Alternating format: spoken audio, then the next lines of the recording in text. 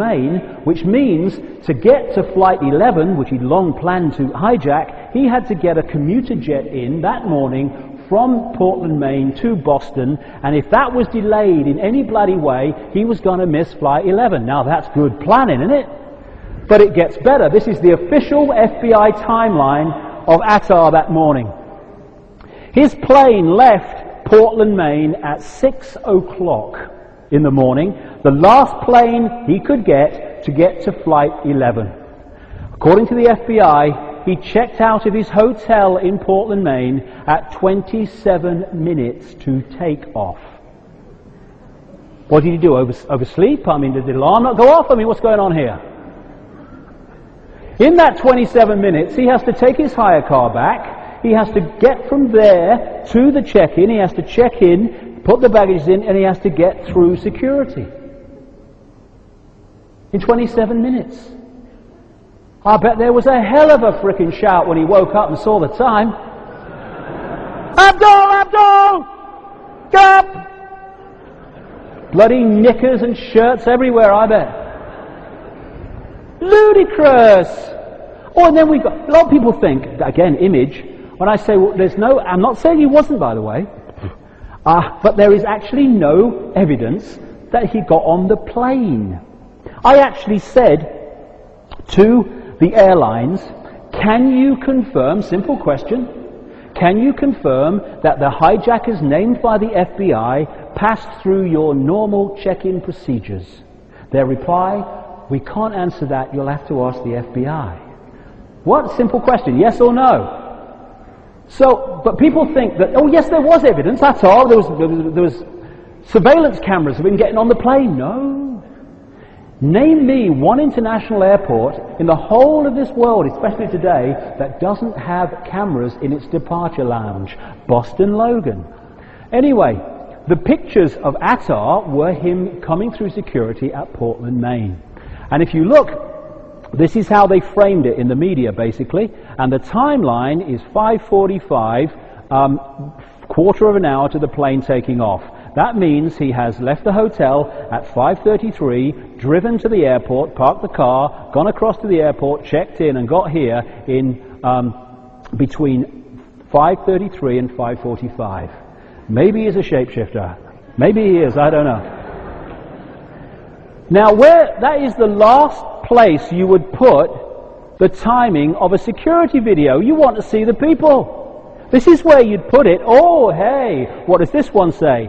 5:53:41, 6 minutes to the plane taking off, bit more like it, which is why the check-in people were quoted as saying, who checked him in at Portland, Maine, he was sweating blood. He said he was running late. And I went back to the security people, the lovely lady at Portland, Maine, and I said, can you explain to me why there are 2 time codes on that video footage and one is slap bang in the middle of the screen? She said, no, I can't. I said, well, could you have a look at it and let me know? Or can't? She said, the FBI confiscated that on September the 11th. Control events. Control the official story. As I say, I'm not saying he wasn't on, and I'm saying is there's no evidence to say he was. And then there's this guy, Alan Morey. Whoa, he's looking like he's going to die the next day, isn't he? This was taken at Portland, Maine. He was supposed to be with Attar that morning. And here he is, Alamori, Abdulaziz Alamori, one of the hijackers, except that, as was established later, that's not Alamori, that's Alamori. He's a pilot with Saudi Airlines who walked into the consulate in Jeddah, Saudi Arabia on the morning of September the 11th and said, why am I being named as a hijacker? I'm having breakfast with me family when it was all going on. And then you've got Lotfi Racy, 5 months in jail because the FBI said he trained hijackers. Had to be let go after 5 months because there was no evidence, and they said he was an Islamic extremist when he was married to a white Roman Catholic.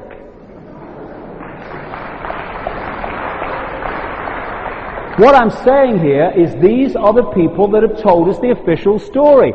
And how the hell many of these people in Guantanamo Bay are not guilty of anything? Nearly 700 of them been there now, well over a year in those conditions. No trial, no lawyer, no charge. These are the guys you wouldn't buy a bloody new Mercedes off these people. They have the ones that have orchestrated the official story of 9/11. And also, the way the towers fell were very, very suspicious. And one story I read recently is these towers were actually lined with explosives anyway, as a matter of course, as a safety device. In case one of them was toppling over, they would bring it down because of the devastation that it would cause if it fell the full length across New York. But we can find out what caused those towers to collapse in the same way that we could find out what caused the Murrah building to collapse. You get independent experts into the rubble and you do the research. You look at the metal and you research it and you find out what was the cause of the collapse.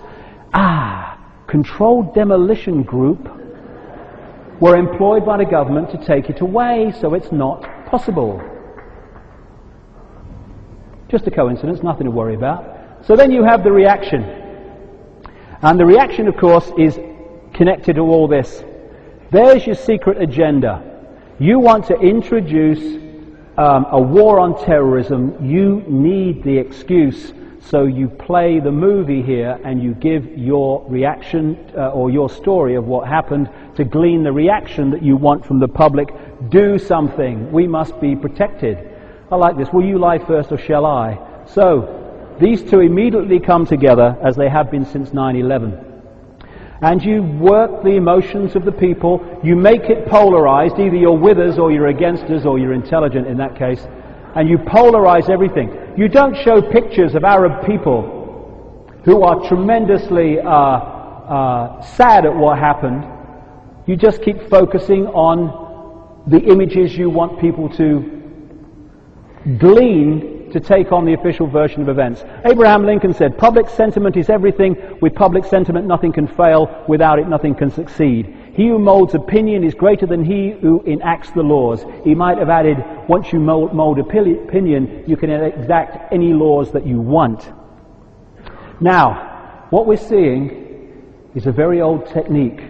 This is what a major Nazi said in the last century. Why, of course the people don't want war. Why should some poor slob on a farm want to risk his life in a war when the best he can get out of it is to come back to his farm in one piece? Naturally, the common people don't want war. Neither in Russia, nor in England, nor for that matter in Germany.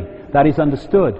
But after all, it is the leaders of the country who determine the policy, and it is always a simple matter to drag the people along, whether it is a democracy or a fascist dictatorship. Voice or no voice, the people can always be brought to the bidding of the leaders. That is easy. All you have to do is tell them they are being attacked and denounce the peacemakers for their lack of patriotism and exposing the country to danger. It works the same in any country. Hermann Göring. Exactly what has happened since 9/11 and continues to happen, because the same mentality is running this show on a global level that was running it during the Second World War. This is Tony Blair showing the evidence that bin Laden did it. Orchestrated it from a cave in Afghanistan. This is him showing the file against bin Laden and the dossier to the military. There it is, look. And this is the Americans looking at the evidence against bin Laden. So we're all right. We've sorted it out.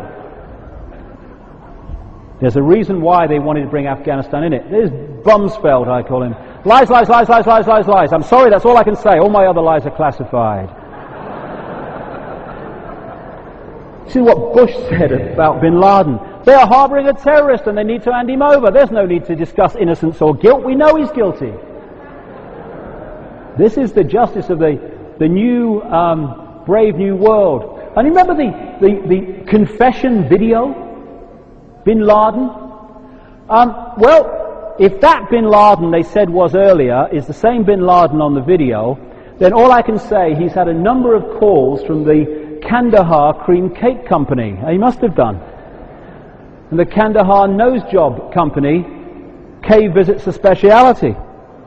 We have an alleged confession video in which in the whole conversation nothing is mentioned about the fact Afghanistan is being bombed by America and Britain, even though it's so far advanced that Kabul is only a few days from being taken.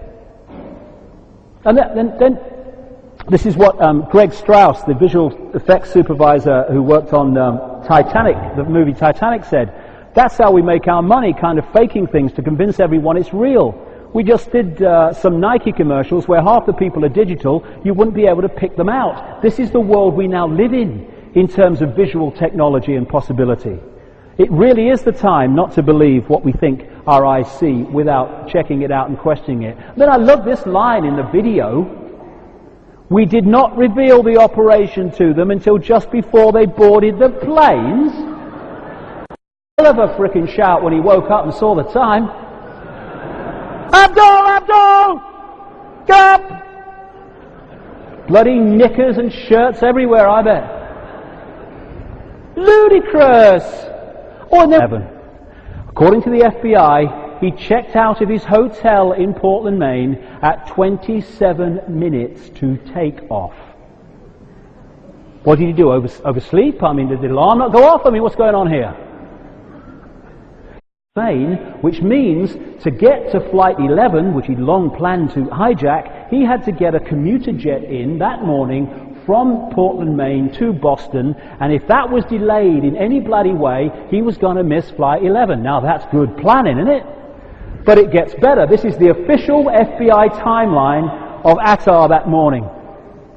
His plane left Portland, Maine at 6 o'clock in the morning, the last plane he could get to Flight 11. In that 27 minutes, he has to take his hire car back, he has to get from there to the check-in, he has to check in, put the baggage in, and he has to get through security.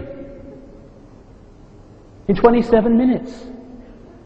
I bet there was a hell